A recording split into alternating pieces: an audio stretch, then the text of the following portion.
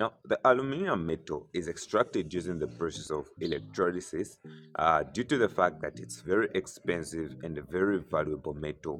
So, we use electrolysis to extract the metal. Now, how do we do it? Let's look at some steps that are used in extracting this aluminum ore.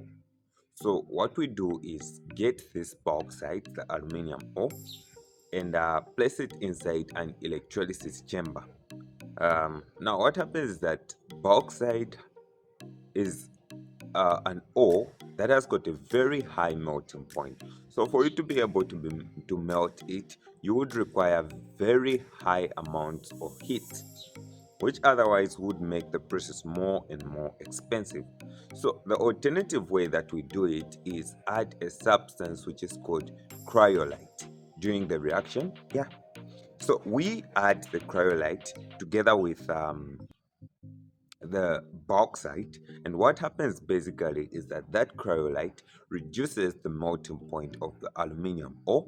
That causes it to now dissociate or split into two. So it basically splits into aluminium ion and oxygen ion. And then what happens is that the walls of the electrolysis chamber are made of graphite. Graphite, which is a form of carbon, that means that it can conduct electricity.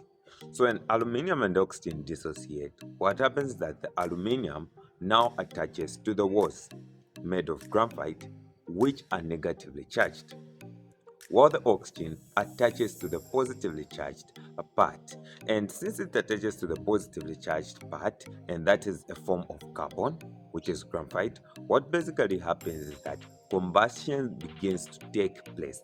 And as combustion begins to take place, it is found that it depletes, so it needs to be replaced at certain intervals because it burns and finishes.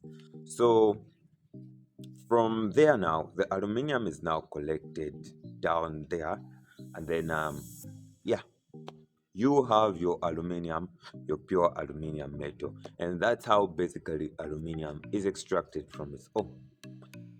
See you in the next video.